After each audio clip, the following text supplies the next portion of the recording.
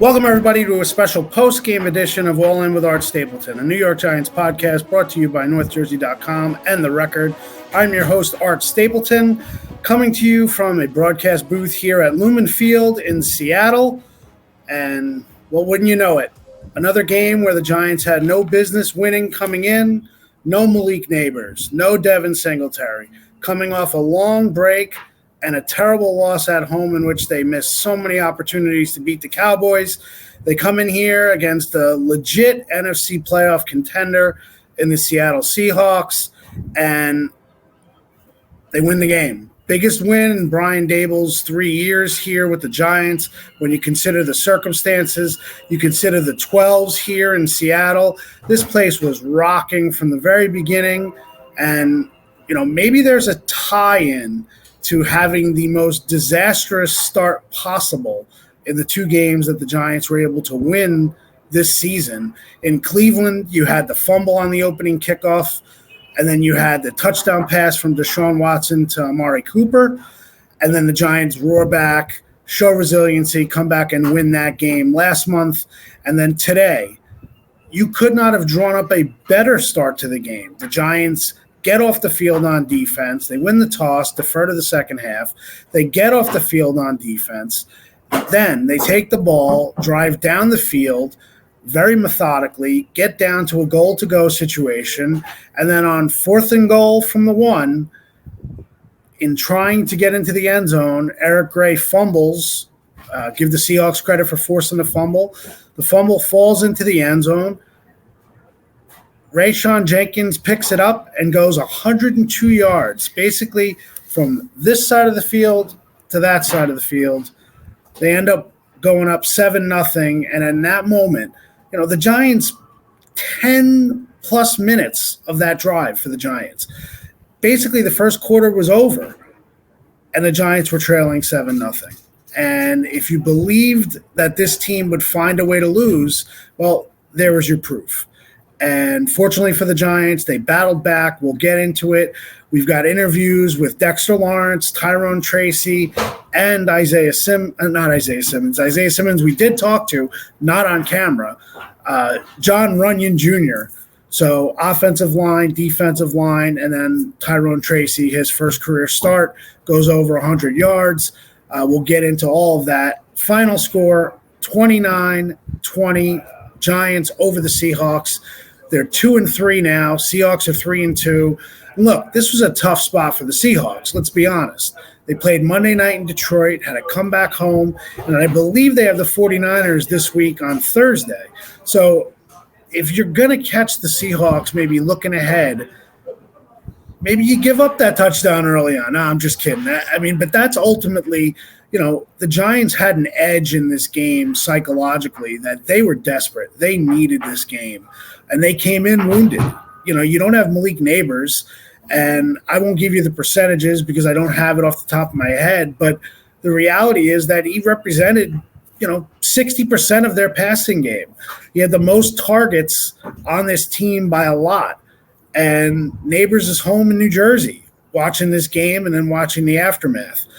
Because they had to leave him home. He didn't have enough time to clear concussion protocol.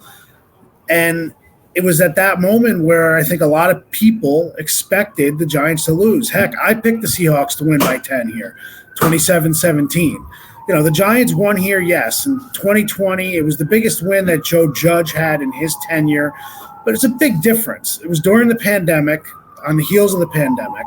There were no fans in the stands. So you come to Seattle – and you play with no 12s in the building, it is a big, big difference. Colt McCoy was the quarterback. Instead today, Daniel Jones, what can you say?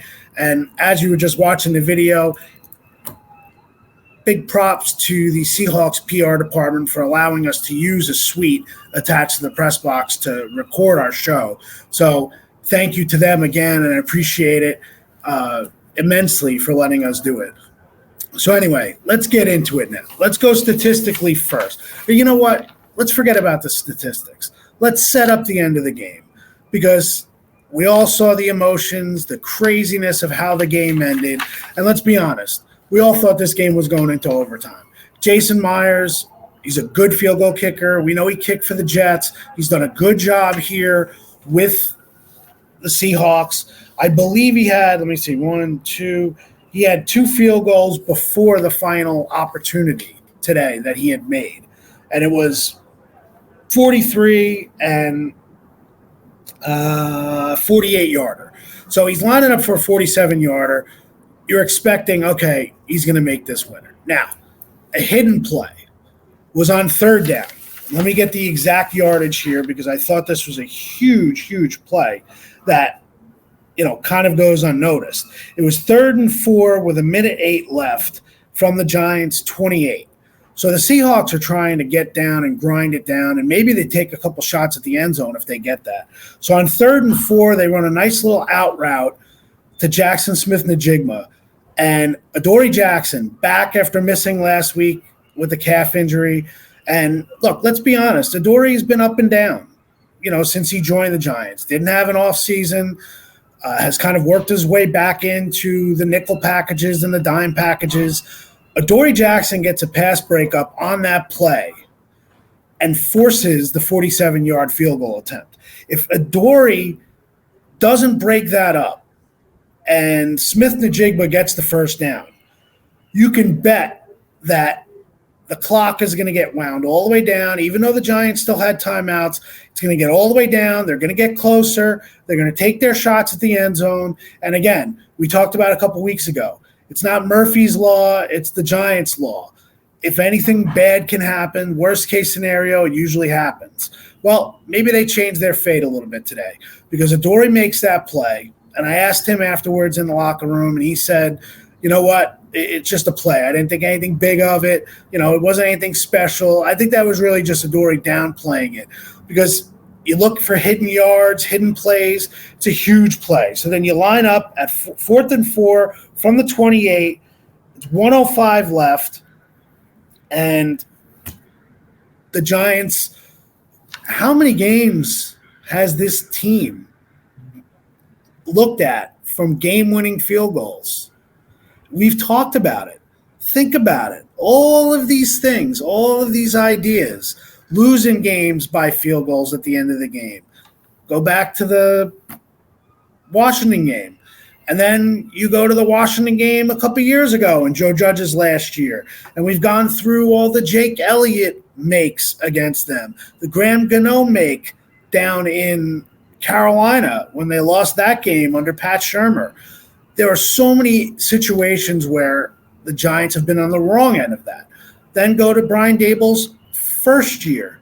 Brian Daboll's first year, first game down in Tennessee. They missed the field goal. So these kind of crazy things have happened at the end of the game. So now we set up the Myers field goal attempt from 47 yards. Obviously, 47-yard field goal for the opponent is big in the New York Giants history. Talk about 100 years, one of the wildest endings of a game is Super Bowl 25. We know what happened there, wide right. But sitting here hoping that a field goal is going to go wide didn't happen. Now let's set the play up. It was an Isaiah Simmons block. Bryce Ford-Wheaton ends up scoops it up, goes back down the end of the field, a 60-yard touchdown to put the game away. They end up going for 2 to make it an 11-point game. They didn't get the 2, so it's a 9-point lead at that point. So the block.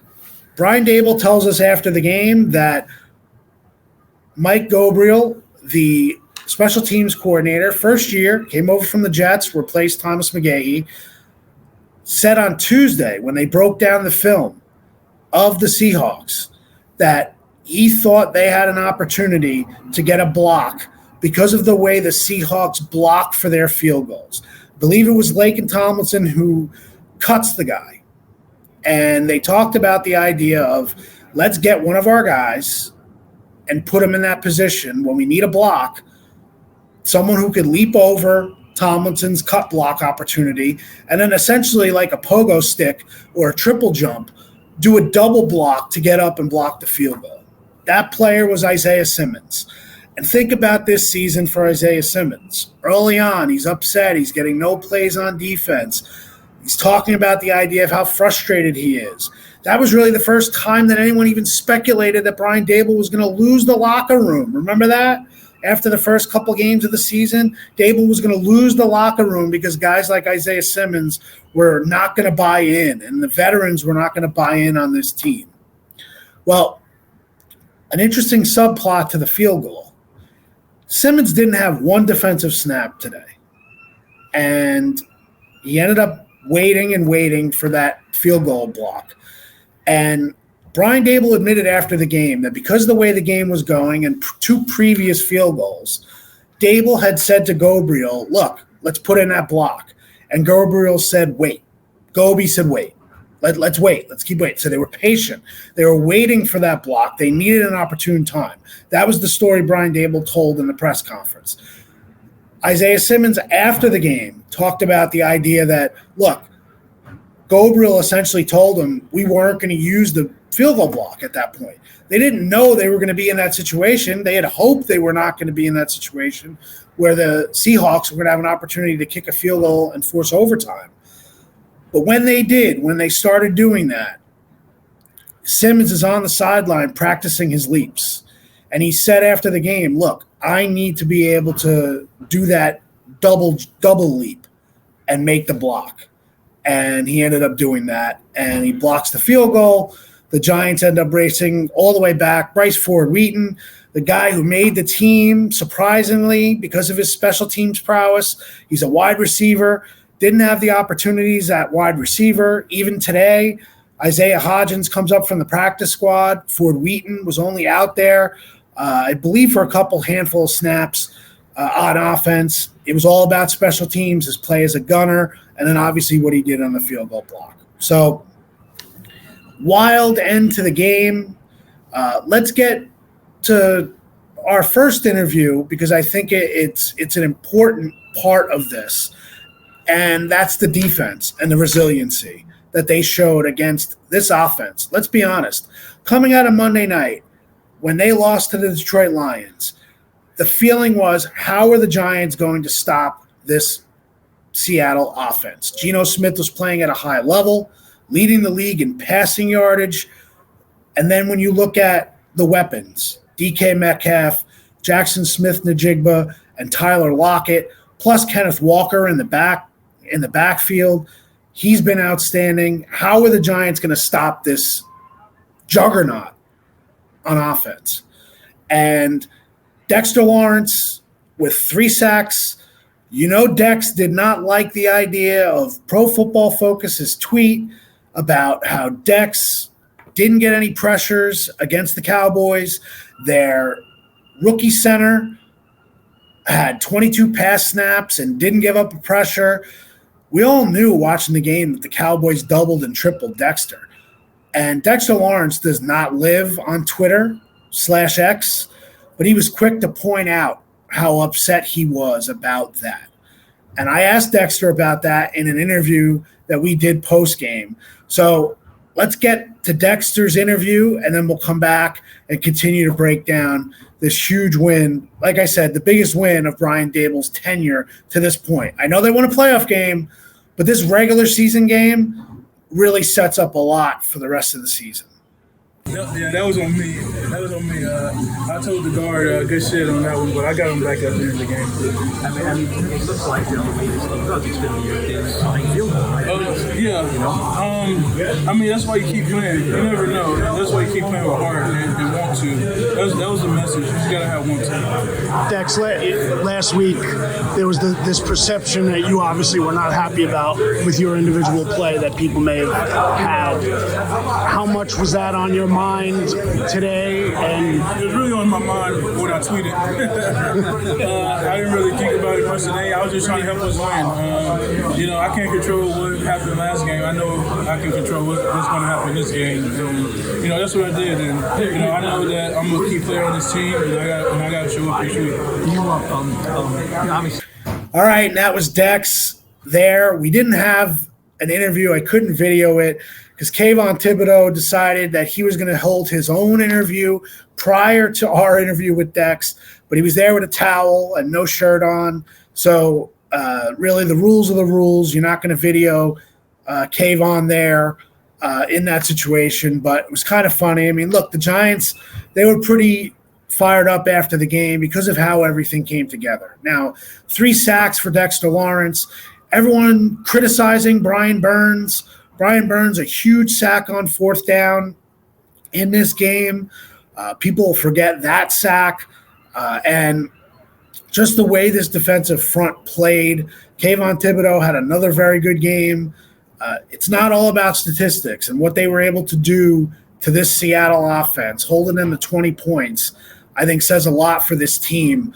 And Geno Smith's touchdown pass to Smith-Njigba at the end of the game, Elijah Chapman buried Geno. That was an unbelievable pass to get that off to Smith-Njigba, who was open in the end zone. A half second sooner, and Chapman gets a sack of Geno on that play. Obviously, it doesn't play out that way, so credit to Geno and getting that play to make it 23-20. So let's talk Giants offense now, because I think a couple things were very impressive to me. Daniel Jones, I know, we all know, the Giants have to be better at quarterback. They have to look for a quarterback of the future. But I've told you time and again, that is a question for the offseason. It will take care of itself in the offseason. For now, give Daniel Jones credit for playing well. Came in here to an unbelievably difficult atmosphere. Let's not sugarcoat it. This wasn't Cleveland. Cleveland was a tough spot. This was a near impossible spot. No Malik Neighbors, as I said. No Devin Singletary. The offensive line having to deal with a fully healthy defensive front. Leonard Williams was back. They had a couple other pieces that returned. Julian Love returned for Seattle, even though he had gotten hurt on Monday night. Give Daniel Jones a lot of credit, because what he did early on, the punishment he took, I ended up writing this, that Daniel Jones was on the road to taking more punishment tonight by running the football than he would have last year when he got beaten to a pulp and he was sacked 11 times. No mistakes for Daniel Jones, played extremely well. And now let's get to the rookie, Tyrone Tracy. What a great performance for Tyrone Tracy. If you read our story on NorthJersey.com, I talked to him on Thursday. I asked him, I said, you know what? Are you ready for your coming out party? Because all signs were pointing to Singletary not playing today. And he didn't end up playing. And what Tracy did today, let's go to the numbers. Tyrone Tracy, 18 carries, 129 yards, 7.2 yards per carry average. And what he was able to do, show explosiveness at times. There were a couple plays that if the Seahawks weren't playing one high, they would not have had someone to catch Tracy, to come down and close in the box. Julian Love did that a lot today. I think there were at least 2 runs where Tracy probably would have been gone for a home run if they weren't playing a single high and a safety kind of over the top. So you got to give Tracy credit. The most yards for a rookie running back for the Giants, going all the way back to Saquon back in 2018. Tracy had 129. Saquon that day had 108, I believe. It was either 108 or 109. Just a great performance by Tracy. So let's get to our video and the interview with Tracy in the locker room, and then we'll come back and talk about another big part of this game, what I thought. So here's Tyrone Tracy. After that first snap, the butterfly really go away. You gotta, stay focused, understand the game plan, and just rely on your fundamentals and your technique. You had 3 100-yard rushing games last year at Purdue. What was it that was going so well for you today? Obviously, the offensive line was good. Oh yeah, the O-line. I would say the O-line for sure. If you go back and watch the tape, you will see that they was placing their D-line on their side of the ball. And that, for me, it makes it way easier for me to to, see the lanes, understand, where the point is, and then, make that run after that. My biggest thing, I always want to be an explosive runner. So every time I touch the ball, I want to make sure it's a positive game. Well, I thought it was significant. You ran a lot inside as well as outside. It wasn't just open space stuff. Yeah. And I think that's really important that you show the different styles and the different kinds of yards you were able to get. Yeah. Oh, yeah. I mean, I feel like my game is very unique. I can put me out as a receiver, but then I can also do the inside game as well.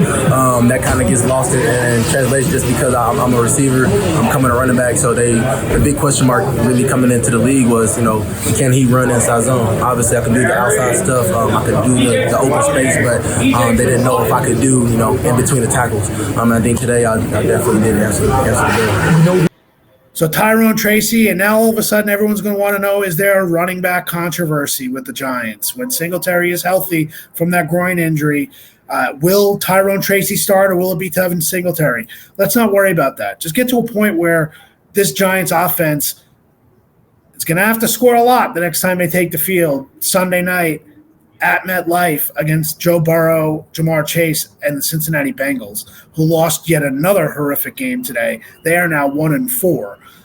But I think you can't overlook this game. Number one, I thought Brian Daboll, talk about the coaching job that this entire staff did, coming off of such a heartbreaker. You go into your mini bye, you come back, you learn you don't have Malik Neighbors, you don't have Devin Singletary.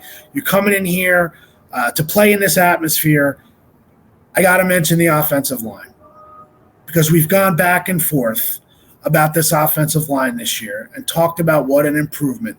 And I've talked about from the beginning of the season, if the Giants improve their offensive line, did Joe Shane and Brian Daboll accomplish one of the biggest priorities they had this year, which was fixing the offensive line? Look, they're not perfect. But to come in here and have no pre-snap penalties in this atmosphere, and I don't have the numbers, and it'd take a lot to go break it down, but I'm not sure many offensive lines have been able to come in here with this atmosphere, the way it was early on, and come through clean. No holding penalties, no pre-snap penalties, nobody jumping. It really set the tone for the entire game. Daniel Jones in the passing game and the run game, what Tyrone Tracy was able to do running the football, you got to give the Giants a lot of credit for this offensive line. And we continue to say, if they can make plays offensively and score, then this offensive line is going to be a big reason for this team having an opportunity to win football games that a lot of people don't believe they can win. And as I said earlier, I was on record, 27-17, I had Seahawks winning this game. So I think that's the important part of where this is at. So let's go to Jon Runyan, my interview with Jon Runyan Jr. in the locker room. And I wanted to make a point of this, and I wrote this down. And I asked Jon Runyan this a couple weeks ago when they started losing. He was on a team last year that was 2-5, and that was the Green Bay Packers. And what they were able to do is find their groove. They were 2-5 at the end of October. The Giants are now 2-3. And I think it's important to point out that teams go on runs in this league. They come of age. They start getting rookies to play out of their minds. Best game as a pro for Theo Johnson today. What was Theo Johnson? Let me get that stat. Theo Johnson, as a receiver, 5 catches on 5 targets for 48 yards, a 9.6 average. Huge. Was a huge contributor to this game, and you're not really going to talk about him. You can't say enough about Darius Slayton, what he did, 8 catches, 122 yards. The long catch, again, it's going to be debated whether or not he should have gotten that taunting penalty, the unsportsmanlike conduct. He pointed like this. The officials viewed that as a gun salute along the same lines. It'll be interesting to see if Slayton gets a penalty for that. A fine for that. We've seen fines all over the place. We know Malik Neighbors got 2 of them in Cleveland. But as I said, the offensive line. So let's go to Jon Runyan Jr. and then we'll come back and kind of put a bow on this win for the Giants. What does it say about this line to come into this building? And by my count, again, it's not official. You guys didn't have any pre-snap penalties. You had, really no penalties to speak of. As much as you guys have said you're coming together. This is about as good of a performance as you could have had collectively in this place against that team. Definitely. We knew the challenge that we were going to face coming into this environment, and this is what we've been seeing from this offensive line from training camp. We know what we got here, and we've seen glimpses of it, early on in the season. And I think it really came together, and there's still so much more work we can do. I think ending with the ball in that 4-minute situation there, getting 2 first downs would have went a long way. But that's what the NFL is, and keep going. Like you said, no pre-snap penalties. I don't think any holdings. Just clean up front. Ran the ball effectively like we weren't able to do last week, and we've been doing a great job in protection. Just got to keep it up and keep getting after it in practice. That's where it starts. I remember asking you a couple weeks ago, what it's like when a team is struggling and close, but not really seeing what you can do, and then all of a sudden something clicks. Yeah. Is this kind of performance, I know it's only one game, but is this one of those things where you can turn on the tape now and say, what, here's the blueprint, and we still have much more we can do? Yeah, I've known from saying in OTAs and training camp that this team has all the pieces that we need to be successful, and it's just, we're also very young too, and it's just seeing that out in the field on Sunday and executing on Sunday and building that confidence in the young guys and our skill players on the edge, and our defense, inspiring our defense to play well. I think they're one of the best. Defenses in the NFL. So giving the defense something to play for, and us just doing our job and handling everything up front. I think this team's going to go as far as this O-line and our D-line players. All right, so as you heard from the locker room here in Seattle, the Giants, Isaiah Simmons admitted, look, it's a little bit of a relief. The idea of coming here, and if they had been 1-4, going into prime time against a Bengals team that's just as wounded, but has a ton of talent, the negativity would have overwhelmed this team. Now you're 2-3. You just came in here as far as places to play. Yeah, Pittsburgh in a couple weeks on a Monday night is going to be a difficult place to play. There's no doubt about it. But if you could win here against this Seahawks team and the weapons they had and the defense they had, and look how Daniel Jones played. Don't you remember last year, Devin Witherspoon, the way he talked about Daniel Jones after this game? 97-yard interception return. Daniel Jones, he's easy to read. You got to give DJ a lot of credit. You really do. I mean, let's look at his numbers. 23 for 34, 257, a 109.6 QB rating. I think he's been over 100 for his QB rating 3 of the 5 games this year, maybe even more so. Again, we know who Jones is. We know who he is. And if he plays like this, the Giants can win games. Does that mean all of a sudden that Daniel Jones should be the quarterback for the Giants in 2025? There's a lot of time to determine that. But for now, you got to give him his flowers. The guy played well today. He outplayed Geno Smith. He's playing well behind this offensive line. When you get a running back to run the way Tyrone Tracy ran, and all of this was without your best offensive player in Malik Nabers, and arguably your second best offensive player in Devin Singletary, especially with the way people have relied on Motor in this backfield. So, again, it was up and down. The Giants did a great job really controlling this game for the most part the entire day. And, if you're a Giants fan, you went from, and I wrote this, the first touchdown, you were the OMG Giants, the OM Giants. And I said, hat tip to the Mets. But it's the flip side for the Giants to be the OM Giants, the way they gave up that first touchdown. And then you flip it all the way to the end of the game, and you want to say OMG again? for the G-men, OMG men, again, it was just one of those games where you were setting yourself up for the loss. You really were. You were setting yourself up for the loss. Giants fans, I can't blame you if you were sitting here saying they're probably going to commit a penalty on the blocked field goal, and then they were going to bring it all the way back, and then the Seahawks were going to score a touchdown, or Seahawks would kick the field goal, and then all of a sudden they were going to lose the coin toss in overtime, and then, all of a sudden Geno Smith would throw a touchdown pass to DK Metcalf, and they'd lose the game in overtime. You've conditioned yourself that way, and the Giants have conditioned you that way over the past decade or so.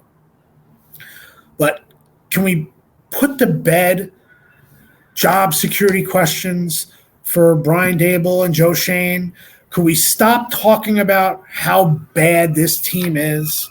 It's a very young team. They do have some talent. I'm not saying they're going to all of a sudden win 9 games, 10 games, but they're competing in some of the most difficult spots that they've had. And when you see them play like this, you don't know if they're going to bottle it up the rest of the year. I'm not sure. They could finish 2-15.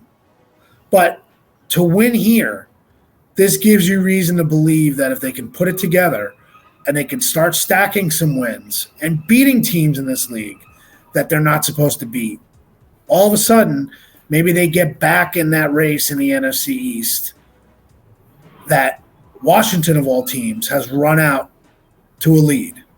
Philly has flaws. Dallas has flaws. The Giants have flaws. But let's not forget the Giants played Washington heads up back in week 2. And Jaden Daniels has basically dominated just about every team he's faced this year except for the Giants. Didn't get in the end zone against the Giants. So that could change when they play in a couple weeks at MetLife. But right now, if you're the Giants, as Dexter Lawrence said, you get on this plane ride, 5.5 hours, heading back home to New Jersey, you enjoy it. When you land at about 3 a.m., you start putting it behind you and you start getting ready for the Cincinnati Bengals at MetLife Stadium next Sunday night. So for our producer, Paul Wood, I'm Art Stapleton here at Lumen Field in Seattle. Again, final score, the New York Giants 29, the Seattle Seahawks 20. We appreciate you being all in, and we're all in too. We'll catch you this week, and you've got a season again, New York Giants fans. So it's not solely baseball season right now with the way things have played out. You got the Yankees, the Mets, and the Giants. And you know what? Don't bury the Jets just yet either. I think they come back with a strong effort next week against the Buffalo Bills. Appreciate it. This is Art from Seattle. A little sleepless in Seattle. If you can see the bags under my eyes, it's been a long trip. Looking forward to getting back on the plane. And, as Paul Wood will say, the Knicks and the Rangers are starting up very soon too. So it's going to be a wild October. The Giants aren't dead yet, despite what people may have thought coming into this game in Seattle. Take care, everyone. Hope you enjoyed the show. We'll catch you this week from New Jersey.